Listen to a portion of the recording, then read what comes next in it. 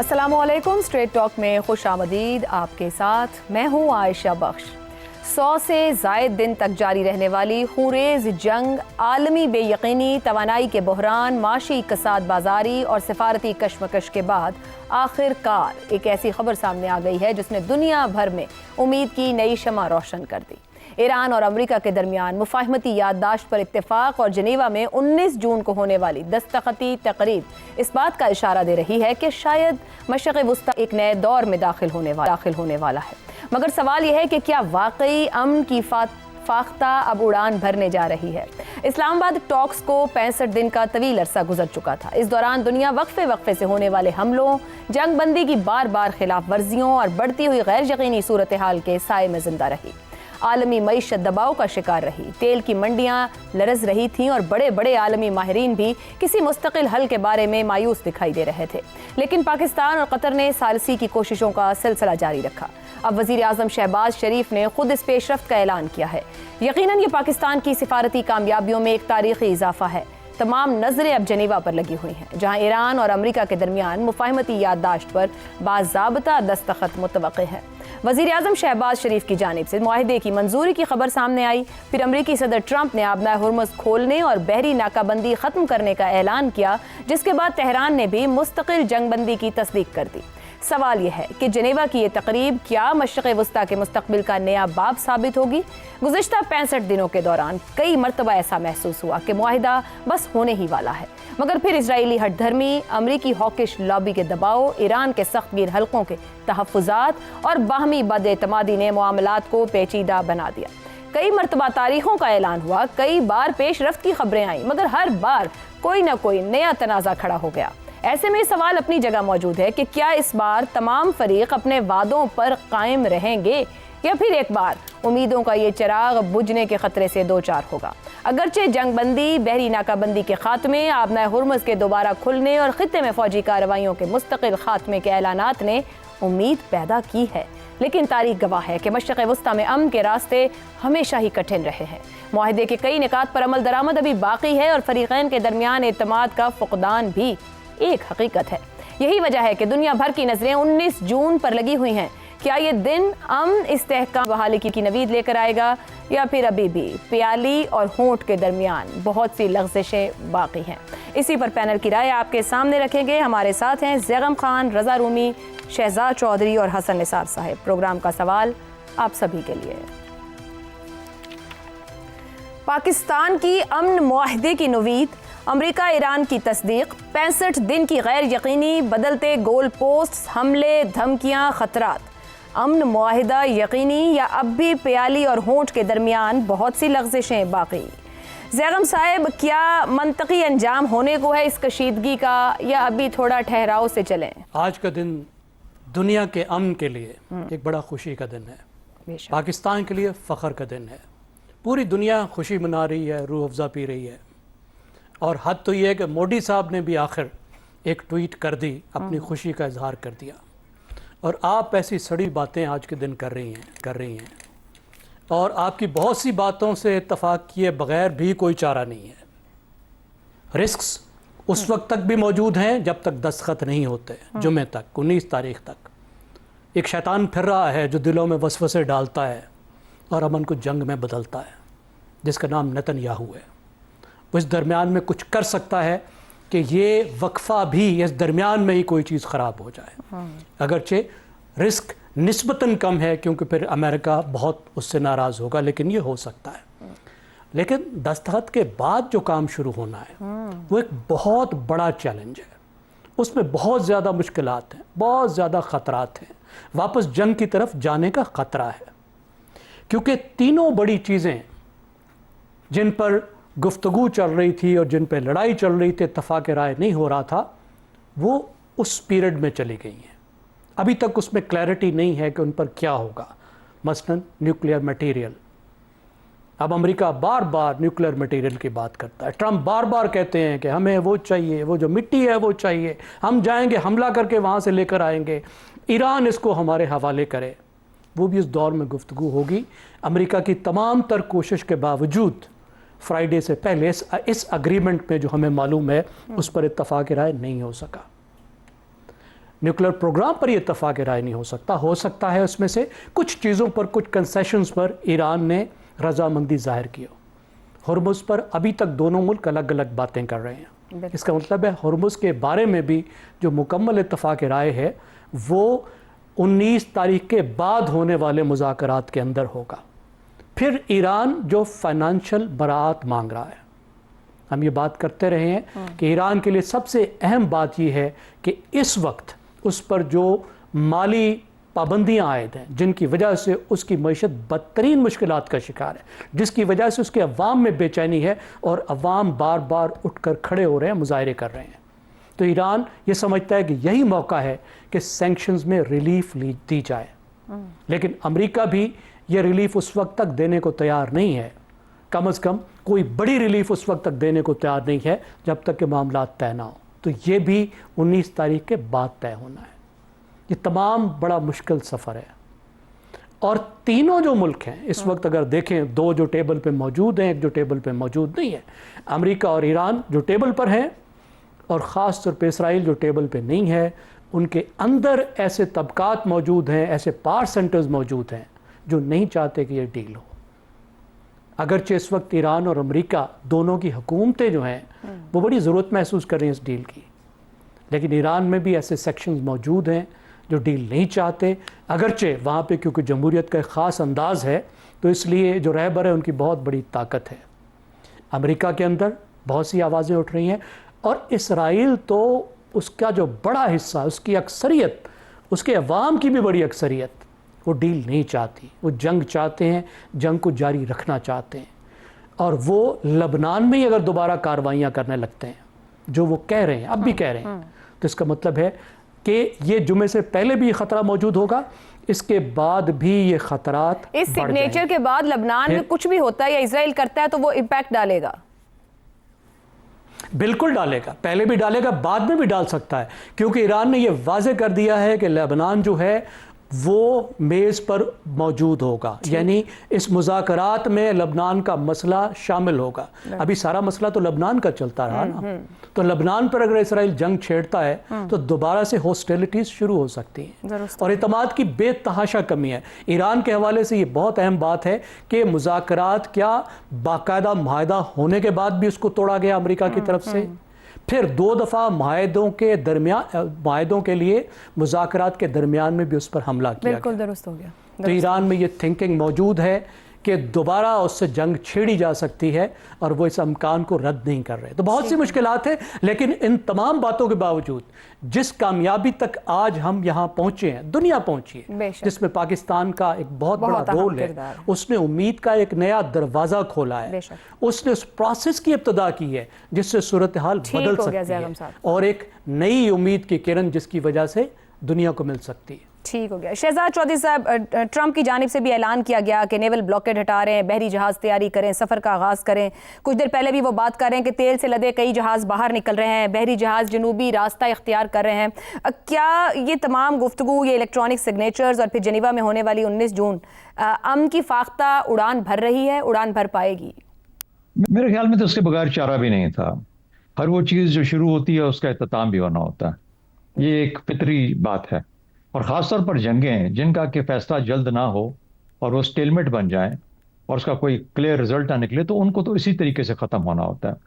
अब ये सवाल ये पैदा होता है कि जो इनएविटेबल है उसको कितना जल्दी जज किया जाता है। यही लीडरशिप का कमाल होता है। आपने इनएविटेबल ही करना है, लेकिन बहुत ज़्यादा नुकसान के बाद करना है, या जल्द ही कर लेना है। ये फ़र्क क्रिएट करता है किसी स्टेट्समैन में या जो स्टेट्समैन ना हो, मेरा ख्याल है। और फिर उसके बाद जाहिर है कि इजहार उसका भी होता है कि अंदर किस किस्म की चपकलिश है। मैं खासतौर पर ईरान की बात कर रहा हूँ। ट्रंप को भी देख लेना चाहिए था, लेकिन ट्रंप को जिस तरीके से उलझाए रखा नेतन्याहू ने, वो नहीं निकल पाया इतनी जल्दी। फिर वो उससे उम्मीद के साथ कि शायद ईरान उसको कोई रास्ता दे देगा। देखिए, जहां तक इस मुआहदे का ताल्लुक है, जो एसेट्स, फ्रोजन एसेट्स हैं, उनमें से $24 बिलियन कैश की शक्ल में है। उसमें से 6 और 9 अरब के बीच में ईरान को दिया गया है मुख्तलिफ जरियों से, मुख्तलिफ तरीकों से, जिसके बाद ये दस्तखत मुमकिन हुए। इसके बाद इनके बाद अगली शर्त यह है कि जब ये दस्तखत हो जाएं और हो गए हैं या इलेक्ट्रॉनिकली कर दिए गए और उसके बाद एग्रीमेंट हो गया, जब वो पैसा आ गया, तो अगला मरहला है इसके खुलने का, स्ट्रेट्स का, हॉर्मुज़ का। हॉर्मुज़ खुलना चाहिए, उसकी शिक है उसके ऊपर, पहला अगला कदम ये होगा। उसके बाद किसी और चीज़ पे जाएंगे, यानी बाकी पैसे कब रिलीज होंगे, उनका ताल्लुक किस तरीके से सैंक्शंस के साथ हो, उसका न्यूक्लियर के साथ होगा। न्यूक्लियर का जो मामला है ये उसी तरीके से JCPOA की तरह की एक और उनको गुफ्तगू करनी पड़ेगी, इसीलिए वो 60 दिन का टाइम दिया गया है। तो तमाम चीजें अपने फितरी एहतमाम को, नेचुरल कंक्लूजन को जा रही हैं। गलतियां इन दोनों तरफ की ये थी, खासतौर पर ईरान की तरफ से, कि इनएविटेबल को इतना डिले किया। यही मैं पहले दिन से बात कर रहा हूं कि इनएविटेबल को डिले मत करो, कुछ भी नहीं बदलना, कुछ भी नहीं होना, आपको इसी तनख्वाह पे गुजारा करना पड़ेगा, और वो उनको करना पड़ रहा है। देखिए, किसी ने कहा कि ईरान की शक्ल बहुत जबरदस्त तौर पे जंग के बाद उभरी है। मैंने कहा बिल्कुल कोई शक नहीं, ईरान एक नई शक्ल में, लेकिन शक्ल के बाद फिर एक अकल का वक्त आता है। तो शुक्र है कि ईरान अकल का रास्ता लेगा। अब तीसरा जो सवाल आपका पैदा होता है वो ये है कि इसराइल क्या कर सकता है, लेबनान में क्या कर सकता है।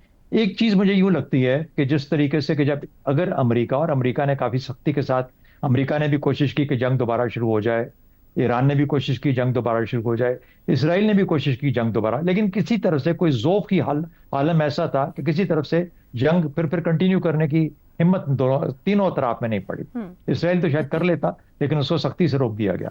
तो कहने का मतलब है कि वो जो मामला जो इसराइल का था, जब ये मुआहदा हो जाता है अमेरिका और ईरान के बीच में, तो ऐसा है कि अमेरिका जो है ईरान और इसराइल के मामले से अपने आप को दूर कर लेता है। अब अगर कोई जंग होती है, अब अगर कोई मामला होता है, इसराइल हमला करता है लेबनान पे या कुछ और करता है, तो बेशक अपील तो की जाएगी अमेरिका से कि रोकें उसको, लेकिन मुझे ये लगता है कि फिर वो इसराइल और ईरान की आपस की बायलैटरल एक और मुठभेड़ शुरू हो जाएगी, जिस शक्ल में भी होती है।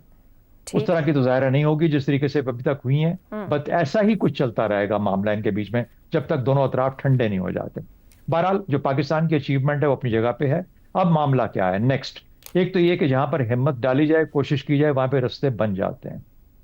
ठंडा करना माहौल को जरूरी है। जिस तरीके से हमने खत्ते को बचाया है, और इस पूरे उसमें खलीज भी है, उसके अंदर हमारा अपना खत्ता है, और अपने आप को कितनी मुश्किल से बचाया है, ईरान को कितनी मुश्किल से बचाया है, मेरा ख्याल है कि इन तमाम चीज़ों की दाद बनती है। लेकिन यही अमल अब आगे भी चलना चाहिए। हमें अपने इर्द गिर्द का माहौल और अपने अंदर का माहौल, उसको भी ऐसे ही ठंडा करना चाहिए। बातचीत के जरिए सब कुछ हासिल हो जाता है, और अगर आप परसिस्टेंट रहें, अपने मकसद की तरफ आप अपने यहाँ चलते रहें, तो आपका मकसद भी हासिल हो जाता है। मुझे यूं लगता है कि अब अगला स्टेप जो होगा हमारा इम्तिहान, पाकिस्तान का इम्तिहान और लीडरशिप का इम्तिहान ही होगा कि हम अपने इर्द गिर्द और अपने अंदर कैसे माहौल को ठंडा रख सकते हैं, और कैसे यहाँ से तरक्की के रास्ते मुतय्यन कर सकते हैं। ठीक हो गया। हसन निसार साहब, इस्लामाबाद टॉक से एक सफ़र शुरू हुआ और अब जिनेवा में एक मुआहदे के ऊपर मंतज होने जा रहा है। ये 65 दिन की जो कशमकश और सूरत हाल रही, पाकिस्तान ने अपनी अमन के लिए कोशिशें जारी रखी, आखिर आके कतर भी साथ मिला मॉनेटरी मामलात के लिए, मगर क्या पाकिस्तान की सालसी के बगैर ये जिस जिनेवा मुआहदे की आज बाज़गश्त है, ये मुमकिन हो पाता? पता नहीं क्या कर रहे हैं। मैं दरअसल ना इतराफ़ कर रहा हूँ पब्लिकली, मैं ज़रा कम जहन और कम ज़र्फ सा आदमी हूँ। इससे भी कहीं ज़्यादा देखो, दुनिया का अमन ज़रूरी है, लेकिन इससे भी करोड़ों गुना ज़्यादा अहम मेरे मुल्क के अंदर का अमन है। और अमन का मतलब यही नहीं होता कि गोलियाँ चल रही हों तो वो बदअमनी है। देखो, अपने घर में आग लगी हो ना, तो साथ वाली गली में उधर आग बुझाने जाओगे? बहरहाल वो एक बड़ा मशहूर, बड़ा उसमें विजडम है कि तुझको पराई क्या पड़ी अपनी नबेड़, तू कोई और कर लेगा। इसमें और बहुत सारे फैक्टर्स होंगे। शुरू होने के पीछे सारे फैक्टर्स हम नहीं जानते, इसके इख्तिताम के बारे में भी सारे फैक्टर्स हम नहीं जानते, गेस वर्क है। मैं जो बात कर रहा हूँ वो मोटी चटकी, मैंने वही कहा ना, कम ज़हन आदमी वाली। घर यानी मुल्क के अंदर घमसान की जंग जारी है। भूख, नंग, बदइंतजामी, करप्शन, बेरोजगारी, जहालत, नफ्सा नफसी अवाम के दरमियान कुछ के पुश्ते कहते हैं ना जो लग रहे हैं। मुझे मुल्क के अंदर अमन सुख सुकून से ज्यादा दिलचस्पी है। मेरे लिए बहुत सानवी इम्पोर्टेंट है, बट बहुत सानवी। मगर सर, इस जंग का एक एनर्जी क्राइसिस एंगल भी तो था ना, उसने तो हमें बहुत ही मुतासिर करना था अगर कंट्रोल ना कर पाते। यार होता रहे एनर्जी क्राइसिस, होता रहे energy crisis. Can you compare? मैं नहीं करता। ये ईरान, अमेरिका वगैरह, ये वो सारी दुनिया में जो मुल्क के अंदर हो रहा है, मुझे वो ही चैन लेने दे रहा। मैंने कहा ना, मैं कम ज़हन आदमी हूँ, मैं बहुत दूर तक जा नहीं सकता, मुझे यहाँ से फुर्सत नहीं मिल रही। मैं डेली अखबारें जितनी पढ़ता हूँ उसमें जो जो खबरें होती हैं, इस मुल्क में अरबों खरबों के स्कैंडल्स, दुआनियाँ चुवानियाँ दे रह गए, लोग भूखे मर रहे हैं, जो जो हालात हैं, एड्स चल रहे हैं तुम्हारे टीवी चैनल्स पे, तो ऐसी है। और जो बात आज आप कर रहे हो, मैं ये जब सिलसिला शुरू हुआ है 5 दिन बाद या 4 दिन बाद मेरा प्रोग्राम था, ब्लैक एंड वाइट, मैंने कहा था ठप्पे रहो, अमीनत तमाला पाओ, लुडियाँ पाओ। आज भी वही सवाल है कि आगे क्या होगा, तो होता रहे, करो, अच्छी बात है। बाहर अपने बच्चे भूख से मर रहे हैं, तो बाकियों का पीड़, मतलब मेरी समझ से ही बाहर है। ठीक, मेरे लिए ये सवाल जो है ना, इट्स नॉट वैलिड पॉइंट है कि दाखिली समाजी माशी मसाइल मौजूद है, लेकिन बाहर का मसला भी कहीं ना कहीं हमें ही इम्पैक्ट करने को था मजीद। रज़ा रूमी साहब, 65 दिन का ये स्कोर कार्ड है इस्लामाबाद से जेनीवा तक का, अब एक सिग्नेचर होने जा रहे हैं जेनीवा में। बार बार अमन की कोशिशें नाकाम हुई हैं, यहाँ से आगे आप क्या समझ रहे हैं कि एक अमन मुआहिदा होगा जो हतमी होगा, या अभी भी उसके अंदर बहुत कुछ देखने को बाकी है और बार बार उसकी कमज़ोरी मुतासिर करेगी दुनिया को? सबसे पहले तो मैं समझता हूं कि ये एक बहुत अहम और पाकिस्तान के लिए तो एक बहुत काबिल फ़ख्र चीज़ है। और आप देखिए कि पाकिस्तान जो है वो पहले भी अमेरिका के मामलात में जो है वो शामिल रहा है, लेकिन वो जंगी मामलात थे, चाहे वो कोल्ड वॉर हो या वो अफगान जिहाद हो 1980 की दिहाई का, या ये जो war on terror general Musharraf के ज़माने में, इन तीनों अदवार में पाकिस्तान अमेरिका की मावनत करता रहा है। लेकिन जंग के लिए ये पहली बार ऐसा हुआ है कि पाकिस्तान ने अमन के लिए, जिसे कहते हैं, सर तोड़ कोशिश की है, और बहुत सी नाकामियों के बावजूद, बहुत से रोड ब्लॉक्स के बावजूद इस माहिदे को पाया तकमील तक पहुंचाया है, जिस पर दस्तखत हो रहे हैं। रज़ा रूमी साहब, जहां दुनिया पाकिस्तान के सालसी किरदार और इस अमन की बहाली की तारीफ कर रही है, वहाँ वज़ीर आज़म पाकिस्तान खुद खड़े होकर अंदर पार्लियामेंट में भी कह रहे हैं कि सब कुछ में फील्ड मार्शल का हाथ है, उनकी अनथक मेहनत का भी नतीजा है। तो मजमूई तौर पर क़यादत ने मिलकर एक एफर्ट किया उस पीस के लिए, जहाँ पाकिस्तान हमेशा प्रॉब्लम के तौर पर देखा जाता है, वहाँ पाकिस्तान पीस डिलीवर कर रहा है दुनिया को।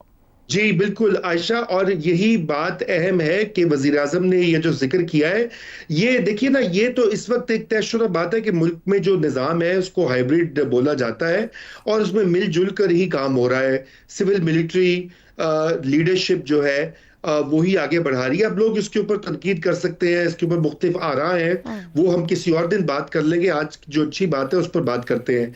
लेकिन इस जंग के जो जिक्र आपने पहले किया, और मैं सुन रहा था सारी बात, इसमें जो सबसे अहम बात उभर कर ये भी आई है कि देखिए, ईरान ने अपना दिफा जो है वो बहुत ही मुसम्मम तरीके से किया है, और उसने एक सुपर पावर के सामने सीना सपर होकर अपनी स्टेट को, अपनी हुकूमत को गिरने नहीं दिया। ये बहुत बड़ी एक कामयाबी है, और इसमें ईरान की अपनी, जिसे कहना चाहिए, क्रेडिट जाता है उनको। उनके साथ बहुत सारे ममालिक नहीं थे, हत्ता कि जो खित्ता भी है हमारा, उसमें भी अक्सर जो गल्फ के ममालिक थे वो तो दूसरी साइड के ऊपर थे।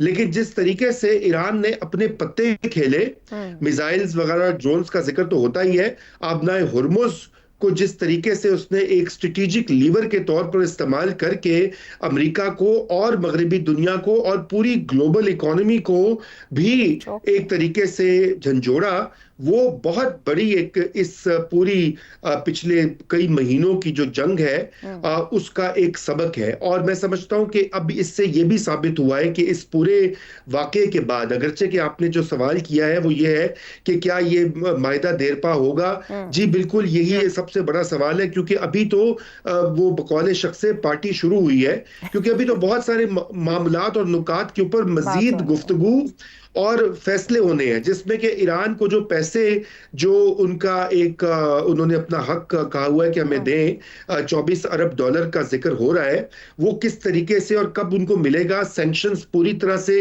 हटेंगी कि नहीं, और ये कि न्यूक्लियर जो मसला है उसके ऊपर क्या समझौता होगा, ये अभी ओपन एंडेड सवालात हैं। लेकिन لیکن نومبر تک امریکہ جو ہے وہ اس کی یہی خواہش ہوگی کہ کسی طریقے سے اس معاملے کو نبیڑے، کیونکہ نومبر میں جی جو مڈ ٹرم الیکشن ہے عائشہ، اگر یہ معاملہ آگے بڑھتا ہے، دوبارہ سے جنگ سٹارٹ ہوتی ہے، وہ افورڈ نہیں کر سکتا امریکہ۔ میں کئی بار یہ آپ کو عرض کر چکا ہوں پچھلے کئی ہفتوں سے کہ امریکہ کی بالکل لمٹ پہنچ گئی تھی، اس لیے یہ ایک بڑی اچھی ونڈو ہے کہ اگلے آنے والے 3-4 مہینوں میں یہ معاملات بھی کسی حد تک سیٹل ہو جائیں گے۔ اور تیسری ایک اہم بات جس کا میں تذکرہ کر دوں، اور وہ یہ ہے کہ گلف کے ممالک میں بھی اب ایک گلف کا جو پورا ریجن یا جسے ویسٹ ایشیا کہا جاتا ہے، وہاں پہ بھی ایران ایک مڈل پاور کے طور پر ابھر کر سامنے آیا ہے، جیسے کہ پاکستان ایک مڈل پاور کے طور پر اپنا لوہا منوا چکا ہے پچھلے سال سے، اور اس بار اس ڈپلومیسی اور امن کے کھیل میں بھی پاکستان سر فہرست رہا ہے۔ اب ایران ایک دوسری پاور کے طور پر ابھرا ہے، اور دیکھنا ہے کہ ایران کا بطور مڈل پاور ابھرنا مڈل ایسٹ کو کس طرح شیپ اپ کرتا ہے۔ بھلے جس طرح رضا رومی صاحب کہہ رہے ہیں بہت سے اوپن اینڈڈ سوالات ہیں، مگر فی الحال دنیا امن کا سانس لے کہ معاملات بہتر طور آگے بڑھ رہے ہیں۔ ایک بریک لے لیتے ہیں، بریک سے واپس آئیں گے تو بات کریں گے۔ پروگرام میں ذکر ہوا ملک کے داخلی مسائل، وہاں پر سیاست جمہوریت سوالیہ نشان رہتی ہے، اسی پر گفتگو کہ اپوزیشن لیڈر نے جو سوال رکھا وزیر اعظم کا جواب کیا تھا، اس بریک کے بعد۔ پروگرام میں ایک بار پھر خوش آمدید۔ اپوزیشن لیڈر محمود خان اچکزئی نے پارلیمنٹ کو مضبوط بنانے اور سیاسی نظام کو آئینی دائرے میں چلانے کی اپیل کرتے ہوئے کہا ہے کہ ملک کو بربادی کی طرف کیوں دھکیلا جا رہا ہے۔ انہوں نے زور دیا کہ کوئی سیاسی جماعت کسی کی ٹانگ نہ کھینچے، جو جماعت انتخابات جیتے اسے مینڈیٹ دیا جائے، شفاف انتخابات کو یقینی بنایا جائے اور آئین کے مطابق شہریوں کو احتجاج کی اجازت دی جائے۔ پارلیمنٹ ہی وہ واحد فورم ہے جہاں سیاسی استحکام پیدا کیا جا سکتا ہے۔ اسی تناظر میں وزیر اعظم شہباز شریف نے ایوان میں اپوزیشن کو ایک بار پھر میثاق جمہوریت اور مکالمے کی دعوت دی۔ انہوں نے کہا کہ آئین، قانون اور جمہوریت کے فروغ کے لیے بات چیت ناگزیر ہے۔ ان کا کہنا تھا کہ وہ پہلے بھی میثاق معیشت کی پیشکش کر چکے ہیں اور آج بھی اپوزیشن کو ساتھ بیٹھ کر قومی مسائل حل کرنے کی دعوت دیتے ہیں۔ یہ دونوں بیانات سیاسی ماحول میں نرمی اور اتفاق رائے کی طرف ایک مثبت اشارہ ہے۔ تاہم اسی سیاسی ماحول میں ایک اور رخ بھی سامنے ہے، جہاں علیمہ خان کی جانب سے اڈیالہ جیل کے باہر 10,000 افراد جمع کرنے کی پیشکش اور اس حوالے سے سوشل میڈیا پر دیے گئے بیانات بھی سامنے ہیں۔ یہ طرز سیاست پارلیمانی مکالمے اور سیاسی مفاہمت کے بیانیے سے مختلف ہے۔ یہ صورتحال اس سوال کو جنم دیتی ہے کہ ایک طرف پارلیمنٹ کو مضبوط بنانے، میثاق جمہوریت اور سیاسی مکالمے کی بات ہو رہی ہے، جبکہ دوسری طرف سڑکوں کی سیاست اور دباؤ کی حکمت عملی بھی جاری ہے۔ ایسے میں سوال یہی ہے کہ کیا اپوزیشن کو ہر منگل کو سڑکوں کرنے کی سیاسی دھمکیاں ترک کر کے وزیر اعظم کی دعوت کو قبول نہیں کر لینا چاہیے؟ اسی پر پینل کے سامنے سوال رکھیں گے۔ میثاق معیشت، میثاق جمہوریت کی طرف بڑھیں، اپوزیشن کو کہتا ہوں آئیں مل کر بیٹھیں۔ وزیر اعظم شہباز شریف، رسمی بیان یا حقیقی دعوت؟ شہزاد چودھری صاحب۔ عائشہ، نہ یہ پہلا بجٹ ہے، نہ یہ بجٹ کے بعد کی پہلی دفعہ تقریریں ہوئی ہیں، اور نہ ہی اپوزیشن لیڈر کی طرف سے اس قسم کی تقریر پہلی مرتبہ ہوئی ہے۔ تیسرا بجٹ ہے، تیسری تقریریں ہیں، اور ایسے ہی تقریریں ہر دفعہ ہوتی ہیں۔ سوال یہ پیدا ہوتا ہے کہ ان تقریروں کے باوجود کیوں کچھ ہوتا نہیں، کیوں ماحول ٹھنڈا نہیں ہو پا رہا اس ملک کا۔ حسن نثار صاحب نے اس کا ذکر کیا، کچھ ہلکا سا میں نے بھی ذکر کیا تھا کہ ٹھنڈا ماحول کرنے کی ضرورت ہے، اندر بھی اور اپنے ارد گرد بھی۔ تو بہرحال سب سے پہلی بات یہ ہے کہ حکومت واقعی چاہتی ہے کہ بات چیت کی جائے، معاملات کو ریزالو کیا جائے۔ کہتی تو ہے، کیا چاہتی بھی ہے؟ اور اگر چاہتی ہے تو کس چیز نے ابھی تک روکا ان کو پچھلے 3 سال کے اندر یا 2.25 سال کے اندر کہ وہ نہیں کر پاتے؟ دوسری بات، کیا حکومت کر بھی سکتی ہے ماحول کو ٹھنڈا؟ اس کے پاس کیپیسٹی، ایبلٹی ہے، یا کسی اور طرف دیکھنا پڑتا ہے؟ کیا ان کو سوٹ کرتا ہے کہ ماحول ٹھنڈا ہو یا ایسا گرم ہی رہے؟ مثال کے طور پہ اڈیالہ کے سامنے 10,000 کی جب آپ بات کرتی ہیں، پتہ نہیں 10,000 ہوتے بھی ہے کہ نہیں ہوتے، 500 ہوتے ہیں، 600 ہوتے ہیں، 2,000 ہوتے ہیں، پتہ نہیں کتنے ہوتے ہیں۔ وہ 2,000 آدمی جو ہوتے ہیں، کیا وہ نیشنل اسمبلی سے اٹھ کے جاتے ہیں وہاں پہ یہ سب کچھ کرنے، یا نیشنل اسمبلی والے نیشنل اسمبلی میں ہی بیٹھے ہوتے ہیں اور اس کو ایز اے بہانہ بنا لیا جاتا ہے کیونکہ بات چیت تو نیشنل اسمبلی میں کرنی ہے۔ نیشنل اسمبلی کے جو دو متعارف سائڈز ہیں ان کو آپس میں بات کرنی ہے نا، معاملات کو درست کرنا ہے، ادھر ٹھنڈا کرنا ہے۔ اچکزئی نے کیا بولا؟ اس نے کہا خدارا پارلیمنٹ کو پارلیمنٹ ہی رہنے دیں۔ تو کچھ نہ کچھ تو ہے نا، شکایت تو ہے کہ پارلیمنٹ نہیں رہی، اور اگر پارلیمنٹ نہیں رہی، دیکھیے بات سنیں، ہمیں رضا رومی صاحب نے شروع میں کہا، پہلے سوال میں انہوں نے کہا کہ ہم جانتے ہیں کہ ایک ہائیبرڈ نظام ہے، ٹھیک ہے، تو پھر ہائیبرڈ نظام کو پھر کسی جمہوری نظام کے ساتھ مماثلت مت دیجیے. بولیں کہ ہم کسی ایک اور نظام میں رہ رہے ہیں, ہم کسی اور نظام, یہ جمہوری نظام نہیں ہے, کسی اور کوئی اور نظام ہے. اس نظام کے اندر پھر جیسے معاملات ہوتے ہیں لیکن الٹیمیٹلی جو سوال آئے گا وہ لیڈرشپ پہ آئے گا, پولیٹیکل لیڈرشپ کے اوپر, کہ کیا یہ جو معاملہ, جو نظام, جو بھی طریقہ آپ لے کے چل رہے ہیں, یہ ہمیشہ سے ایسے ہی رکھیں گے, ہمیشہ کے لیے ایسے رکھیں گے, یا وہ کون سے ایسے انیبلنگ انوائرمنٹ ہوگا جس کے اندر ہم یہ کہیں گے کہ اچھا اب اس نظام کے چلانے کی ضرورت نہیں ہے, اب ہم واپس بیک ٹو نارمل ہو سکتے ہیں. وہ انیبلنگ جو طریقہ کار ہے, جو انیبلنگ انوائرمنٹ ہے, اسی کو ڈیفائن کر دو یار, اپنے لیے ڈیفائن کر دو, اپنے بچوں کے لیے ڈیفائن کر دو, بلاول کے لیے ڈیفائن کر دو. ٹھیک ہو گیا. نہ بلاول کے لیے ڈیفائن کرتے ہیں, نہ مریم کے لیے ڈیفائن کرتے ہیں, نہ کسی اور کے لیے ڈیفائن کرتے ہیں. ایسا بس گول مول ہر چیز رکھی ہوئی ہے اور اس میں باتیں کیے جائیں, تقریریں کرا لیں ان سے. میرا نہیں خیال کہ اٹ ہیز اینی میننگ. پچھلے 3 سال سے, بلکہ اب تو ان کو یہ 5واں بجٹ تھا, ہمیشہ ایسی گفتگو کرتے ہیں, کسی کا کوئی نتیجہ نہیں ہوتا. میں اس کو کوئی اتنا سیریسلی نہیں لیتا. سنجیدگی. رضا رومی صاحب, اچکزئی صاحب نے کہا کہ شہباز شریف ایک میمورینڈم لکھیں, جو پارٹی جیتے اس کو مینڈیٹ دیں, بانی پی ٹی آئی کے پاس جیل میں لے کر جاؤں گا.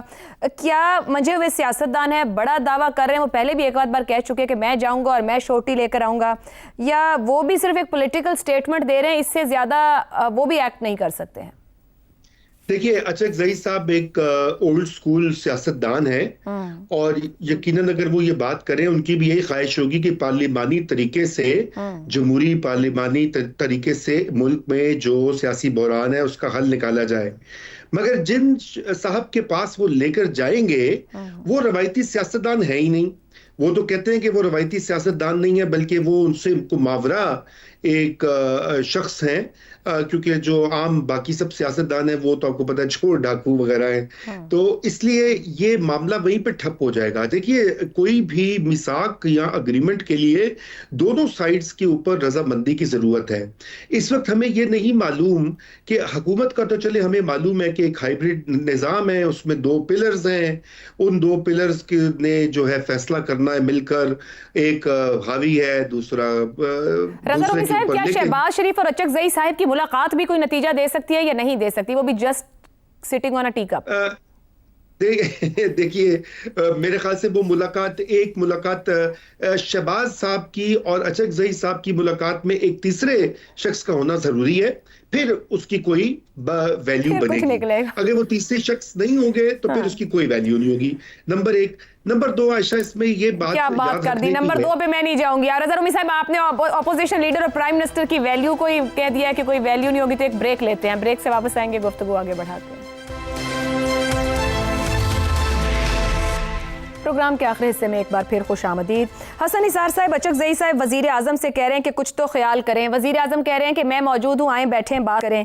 ادھر علیمہ خان صاحبہ اڈیالہ کے باہر 10,000 بندہ اکٹھا کرنے کو تیار ہیں. کیا معاملے کا حل نکل سکتا ہے؟ وہ بھائی سے پیار کرنے والی ایک جذباتی بہن بنی ہوئی ہیں, یا کوئی پولیٹیکل لیڈر کی سوچ بھی رکھ رہی ہیں؟ پولیٹیکل لیڈرشپ تو پاکستان میں دکھائی نہیں دی مجھے اس کی پوری تاریخ میں, انکلوڈنگ بھٹو, جو کہتا تھا کہ I am the only sacred cow. اندازہ لگاؤ, جمہوریت مامے, اور کہتے کہ میں اس ملک کی واحد مقدس. اب چھوڑو, مجھے 1 منٹ زیادہ مل جائے گا, آج میں کم بات کرتا ہوں. جی کہیے. اچھا, ایک زمانے میں شاد احمد حقانی صاحب میرے بزرگ تھے, بہت قابل احترام تھے. لوگ انہیں کالم نگار وہ ہرگز نہیں تھے, وہ تجزیہ نگار تھے اور بہت اعلیٰ پائے گئے. انہوں نے کیمپین شروع کی کہ یہ جو جانوروں کی طرح لڑتے رہتے ہیں پیپلز پارٹی اور نون لیگ, یہ اکٹھے کیوں نہیں ہو جاتے, فلانا ٹمکانا. اوپر نیچے کو تیسرا کالم آیا, میں جنگ کی بات کر رہا ہوں, پاکستان کا سب سے بڑا اخبار ہے. تو آئی واز آلسو, مطلب خیر, تو میں نے کالم لکھا بہت سخت. میں نے کہا حقانی صاحب کو عقل کو ہاتھ ماریں, یہ آئیڈیلزم سے باہر نکلو. جو آپس میں لڑتے ہیں مینڈوں کی طرح, وہ عوام کا حال دیکھ لو. یا آپ ان کی صلح کرائیں گے, مل کے لٹیں گے. اچھا, اب پیپلز پارٹی اور نون لیگ مرحومہ مغفورہ, پیپلز پارٹی اور نون لیگ مرحومہ مغفورہ کا میثاق جمہوریت بھی میثاق مکمکہ ہی نکلا تھا. اس ڈرامے نے پاکستانی عوام کو کیا دیا؟ بات کرو, سڑک کی, لوگوں کی بات کرو. बॉटम लाइन क्या है? Welfare of the people. अच्छा, इसी तरह मिसाक मईशत भी अगर हो जाए वो तो क्या होना है? आइन भी हो गया था ना, तो क्या निकला उसमें से? अच्छा, मिसाक मईशत भी अगर हो गया तो ये मिसाक मुकमुका से ज्यादा कुछ नहीं होगा। ये सब टोपी ड्रामे, ट्रक की बत्तियां बंद, मुट्ठी से रेत फिसलती जा रही है। सही। मैं पाकिस्तान और पाकिस्तानियों के हवाले से बात कर रहा हूँ, लेकिन हम मनहूस मिसाकों की बहस की दलदल में धंसते जा रहे हैं। पता नहीं, या बात कोई नहीं करता, या पता नहीं इनको सब कुछ ठीक लगता है। ये सारे मुल्क में हर मसला डिस्कस हो रहा है सिवाय इसके कि खुदा की पनाह है जो इस वक्त हो रहा है। बिल्कुल ठीक कह रहे हैं। एक बंदे को निकाला जाता है और वो बच्चों समेत खुदकुशी कर लेता है, उसको जॉब से निकाला जाता है, तनख्वाह उसकी 35,000 होती है। तो यार को करने वाले काम करो, फलसफे तो हमारी बड़ी इज्जत हो तो बड़ा फलाना टमकाना। बाहर देखो दुनिया क्या कहती है, IMF का क्या ख्याल है तुम्हारे बारे में, वो बताओ मुझे। बाकी कटसीज होती हैं डिप्लोमेसी में। ठीक हो गया। हाँ जी। ज़ैगम साहब, अपोजिशन लीडर कह रहे हैं पार्लियामेंट को मजबूत बनाएं और जवाब में वज़ीर आज़म मिसाक़ जमहूरियत की दावत दे रहे हैं, जिस पे भी हसन साहब ने बात की। अब फरमाइए ये कि सियासत किसी नए मुफाहमती दौर में दाखिल हो सकती है या सिर्फ पॉलिटिकल स्टेटमेंट्स हैं जिसकी कोई मतलब नहीं है? आयशा, मुझे इजाज़त दे, थोड़ा सा मैं हसन निसार साहब की तायीद में कुछ जुमले कह लूँ। कहिए। देखिए, सबसे बड़ा पाकिस्तान का मसला यही है कि एक मिसाक मौजूद है, उस मिसाक को ख़त्म करने की ज़रूरत है। वो मिसाक है पाकिस्तान की अशराफिया के मुश्तरका मफादात का मिसाक। दुरुस्त। किस तरीके से ये सब अपने मफादात को गार्ड करते हैं, या हुकूमत में हो या अपोजिशन में हो, एक पार्टी में हो या दूसरी पार्टी में हो, कोई भी हो हुकूमत, आप देखें कैसे एक जैसी माशी पॉलिसियाँ चलती हैं, कैसे इनके अपने बिजनेसेस और वो बिजनेसेस वो शोबे जिनसे से मफादात जुड़े होते हैं वो हमेशा फ़ायदा उठाते हैं। पहले तो ये मिसाक ख़त्म करें। अब दूसरी मिसाक की बात कर रहे हैं अचकज़ई साहब, तो अचकज़ई साहब ये बताएं, ये मिसाक हुकूमत और PTI के दरमियान में होगा या हुकूमत और उनकी एक सीट वाली पार्टी के दरमियान में होगा? अगर PTI के साथ होगा तो PTI तो पिछले मिसाक को भी नहीं मानती, उसे मुका कहती है।